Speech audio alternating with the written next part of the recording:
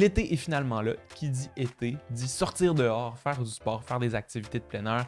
Donc, quoi de mieux aujourd'hui que d'analyser et de critiquer les publicités Facebook de l'entreprise Decathlon.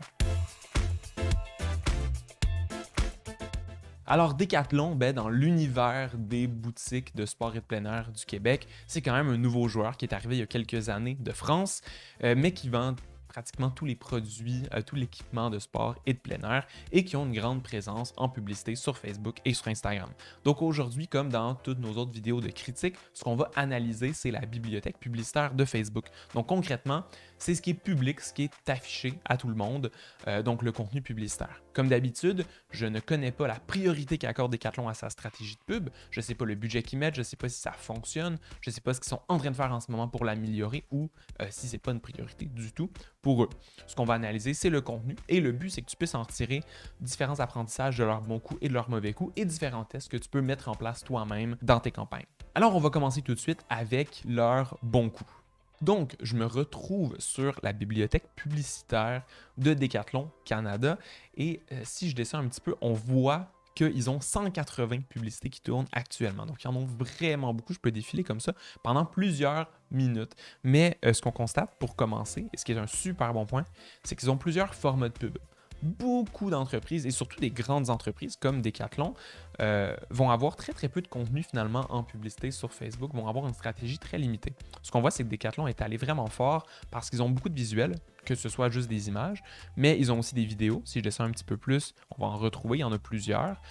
Mais aussi, ils ont différents formats. On voit qu'il y a des images qui sont plus carrées pour la diffusion sur Facebook, sur les différents fils d'actualité, mais on a aussi des visuels qui sont en format story, pour tout ce qui est stories, évidemment, et les reels. Donc, super important ici parce que ça permet d'avoir une meilleure diffusion des pubs. En plus de ça, on voit qu'ils sont vraiment allés fort sur les différents types de produits qu'ils vendent. Il y a beaucoup de pubs et c'est pas des pubs qui répètent les mêmes choses.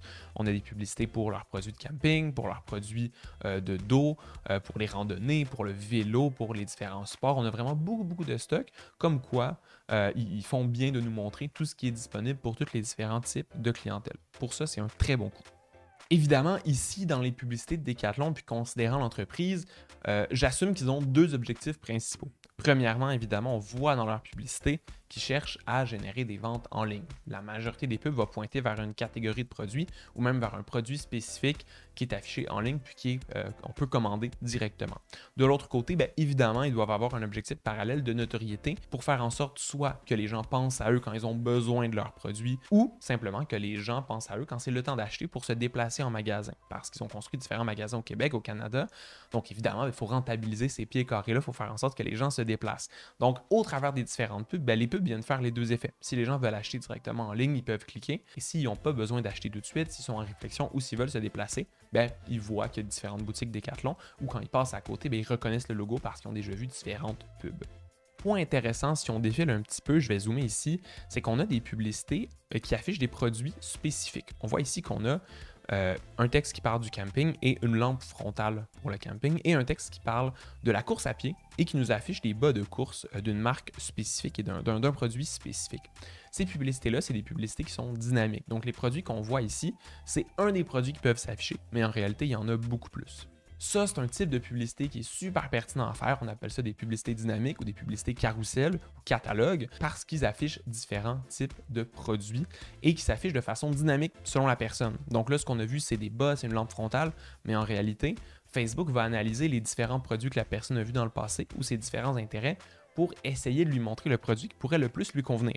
Donc, dans la publicité camping, j'aurais pu voir une tente, j'aurais pu voir un autre équipement pour la course, j'aurais pu voir probablement des souliers, d'autres choses comme ça, selon mon historique et selon ce que Facebook sait de moi. C'est très efficace parce qu'en réalité, on le sait, c'est pas tout le monde qui va magasiner sur ton site pour voir tous les millions de produits que tu as à vendre et toutes les différentes variantes. Cette publicité-là, elle fait ce travail-là pour montrer la bonne variante à la bonne personne.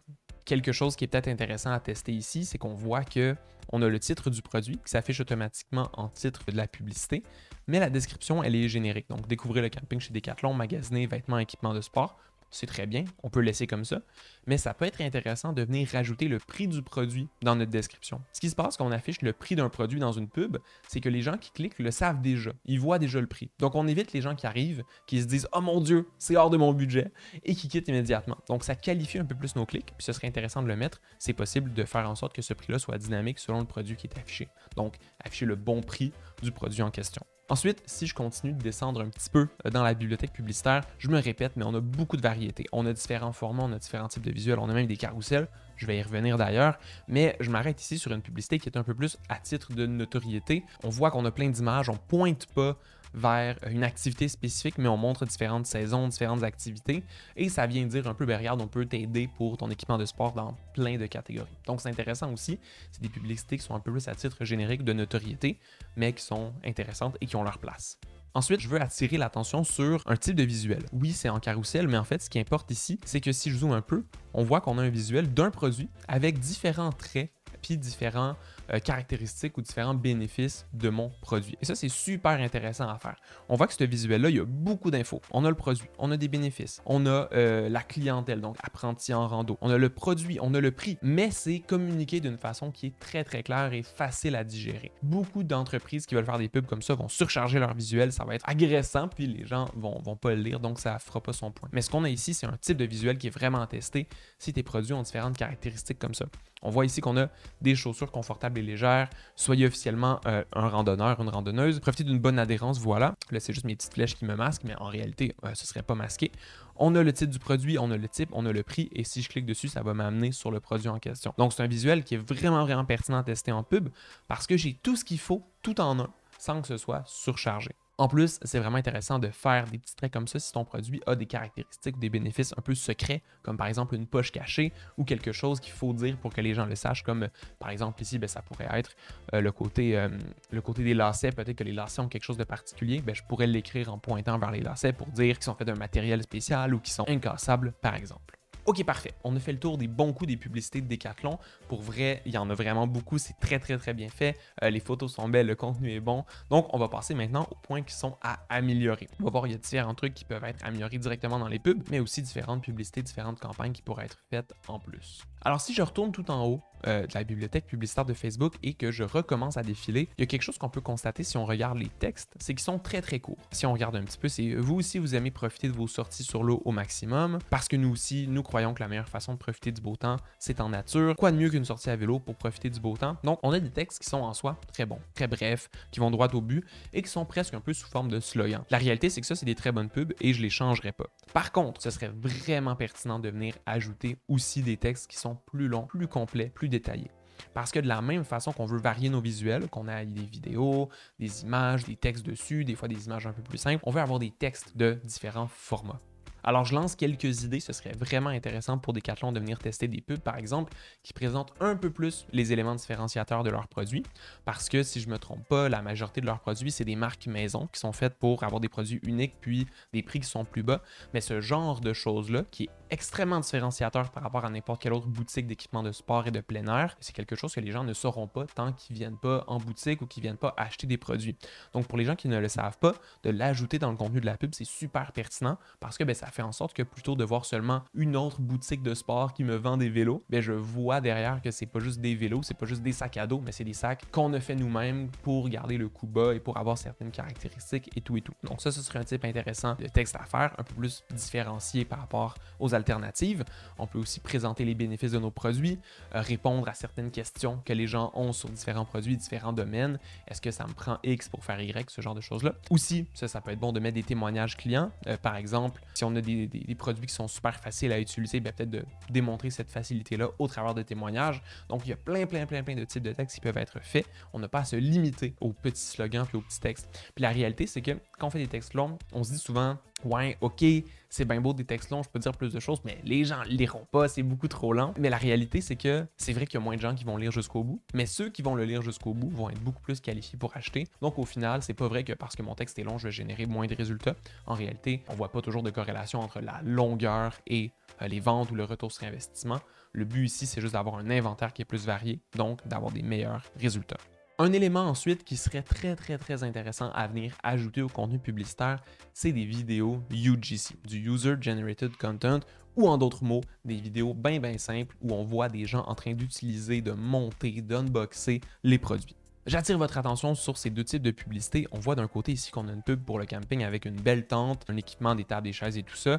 Et ici, de l'équipement pour du kayak sur une rivière, quelque chose comme ça. Donc, avec différents équipements pour ça. Mais la réalité, c'est que dans ces deux cas-là, ce serait vraiment intéressant d'avoir une vidéo super simple de, par exemple, quelqu'un qui sort la tente de son sac, qui la monte, parce qu'en plus, je pense que Decathlon a des types de tentes qui se montent super facilement, ben, de nous montrer ça en vidéo, en pub, non seulement ça l'attirerait l'œil de la bonne clientèle, mais en plus de ça, c'est un contenu qui marcherait super bien et pour générer des ventes et pour générer de l'engagement. Donc, ce serait très intéressant de faire des vidéos UGC pour ça. Et de l'autre côté, ben, pareil, je prends l'exemple des kayaks. Je crois que Decathlon a des paddleboards et des kayaks gonflables. Donc, ce serait intéressant de voir le petit sac avec le kayak dedans. On le voit sortir, on le voit gonfler. Ben, c'est le genre de truc qui, encore une fois, démontre très bien le produit. Et ce que ça fait, c'est que les gens qui voient cette vidéo-là puis qui sont intéressés à acheter ou qui sont en train de magasiner, ben, ils vont déjà se visualiser en train d'utiliser ce produit-là, donc ça les rapproche de l'achat. En plus de ça, ben, on vient obtenir une meilleure diffusion de nos pubs parce que c'est du contenu qui est souvent très natif, donc qui marche très bien sur Facebook et sur Instagram et qui a moins l'air d'une publicité parce que ça aurait pu être n'importe qui nous montre comment il monte sa tente ou comment il gonfle son kayak, par exemple. Ensuite, autre point très pertinent à rajouter en pub, ce serait de mettre un peu plus de l'avant les différentes valeurs et la raison d'exister de l'entreprise. La réalité, c'est que en ce moment, toutes les publicités se concentrent beaucoup autour des produits et c'est très bien. Je veux dire, la majorité des gens vont acheter parce qu'ils ont besoin de quelque chose, parce qu'ils ont un problème qu'ils veulent régler, donc c'est parfait. Mais à côté, ce serait vraiment intéressant de venir partager un peu plus la raison d'être de l'entreprise et les différentes valeurs qui sont importantes. Je pense par exemple, dans le cas de Decathlon, si je ne me trompe pas, il y a tout le côté beaucoup, le côté test de produits. Bon ben, s'il y a des choix comme ça que l'entreprise a fait pour mettre de l'avant certaines valeurs ou pour garder les coûts bas, faire des produits qui sont uniques, faire des produits de meilleure qualité, ce serait intéressant de venir le partager dans des pubs qui sont dédiés pour ça. Nous, à l'agence, on appelle ça le Sidekick Funnel. C'est une campagne qui roule en parallèle de tes publicités de vente, mais qui vont avoir un seul but, c'est de partager les valeurs, montrer l'équipe, partager l'histoire de l'entreprise, avec comme but de créer une relation plus forte avec notre clientèle. Puis ce que ça fait, c'est que ça fait en sorte que oui, les gens vont acheter parce qu'ils ont un besoin de produit, mais s'ils créent une relation avec ton entreprise, ben ça fait en sorte que le jour où ils ont besoin de quelque chose d'autre, ben ils ne vont pas se mettre à comparer tous les produits, tous les prix, toutes les différentes caractéristiques et tout. Ils vont déjà savoir que ton entreprise, ils la connaissent bien, ils voient qui est derrière, ils voient pourquoi vous avez fait un choix plutôt qu'un autre et tout ça. Donc, il y a une relation de confiance qui se crée et cette confiance-là est payante par la suite pour générer des ventes. Donc, c'est une campagne qui se fait un peu plus sur le moyen terme, qui a pour but non pas de générer des ventes à court terme, juste de renforcer une relation, mais ça fonctionne très bien. On termine la critique des publicités de Decathlon avec une autre suggestion de publicité qui serait vraiment intéressante à essayer, et c'est des publicités pour rejoindre le marché un peu plus froid qui n'est pas nécessairement en train de magasiner ses produits. Si je m'en vais sur le site de Decathlon et que je cherche un petit peu dans leur menu, j'ai une section qui est nos conseils sportifs et ça m'amène sur une page sur leur blog avec énormément de contenu. Pour vrai, c'est rare que je vois des blogs aussi bien remplis. Là. Il y a tellement de choix. Escalade 101, tout ce qu'il faut savoir. Comment choisir un bâton de golf, comment choisir un tapis de yoga. On a vraiment beaucoup de stock. On voit que le SEO fait partie de leur stratégie. Ils veulent aller chercher du référencement sur Google, mais ça se fait au travers de très bons contenus. On a vraiment beaucoup de choses. Et la réalité, c'est que si je prends l'exemple de quelqu'un qui voit le printemps arriver et qui se dit « il fait beau, peut-être que je devrais prendre un mode de transport actif, peut-être que je devrais prendre un vélo, une trottinette, je sais pas trop quoi », cette personne-là n'est pas prête tout de suite à acheter, mais elle est prête à consommer du contenu de ce blog-là. Donc, par exemple, quelqu'un qui est en train peut-être de réfléchir à s'acheter un vélo, mais qui n'est pas prêt à le faire, une publicité qui présente cet article-là, les différents types de vélos, c'est une publicité qui serait super efficace pour prendre la personne par la main et l'amener vers un achat. Donc, je prends cet exemple-ci parce que si je suis en train de réfléchir à m'acheter un vélo puis que je vois cet article-là, là, je comprends, je vois, OK, il y a un vélo de ville, il y a les vélos de route, il y a les vélos tout-terrain, il y a les vélos hybrides et tout ça. Et une fois que j'ai compris un peu plus ce qui est adapté pour moi, j'ai un bouton pour voir les produits en question. Donc, si je me dis, moi, ce qui m'intéresse finalement, c'est un vélo de montagne ou un vélo tout-terrain, je peux cliquer ici directement et je suis amené sur la boutique en ligne de Decathlon. Je peux voir directement les différents produits. Donc, ce que ça fait, c'est que ça rajoute une étape de plus pour prendre les gens qui ne sont pas tout de suite prêts à acheter et les prendre par la main puis les amener tranquillement à cet acte-là d'achat. Le but final de publicité qui pointe vers des articles comme ça, c'est de générer des ventes, c'est pas juste de générer du trafic. Mais l'idée, c'est de se dire que d'un côté, on a nos pubs de produits pour les gens qui sont déjà en train d'y penser, qui sont déjà en train de magasiner leurs produits, et de l'autre côté, on a des publicités de contenu pour aller rejoindre les gens au-dessus de ça, la masse de personnes qui sont pas en train de rechercher activement nos produits, mais qui sont peut-être en train d'y réfléchir, peut-être en train d'évaluer leurs besoins, les amener sur du contenu pertinent pour ensuite les amener vers l'achat. Donc, on prend les gens tout en haut du funnel et on les fait passer un peu plus vite vers l'achat. Puis ces genres de publicités-là peuvent être très rentables si elles sont bien faites, si elles sont efficaces. Ça fait le tour des commentaires bons coups et points à améliorer sur les publicités de Decathlon. Si jamais tu trouves que j'ai oublié un point, n'hésite pas à me le mettre en commentaire. Et si tu veux que je critique les publicités d'une autre entreprise, suggère-moi là aussi, je vais la rajouter sur ma liste. Et si elle fait de la pub, je vais pouvoir la critiquer dans une prochaine vidéo. Sinon, n'hésite pas à t'abonner pour ne pas manquer nos prochaines vidéos. Et je te dis à la prochaine. Salut!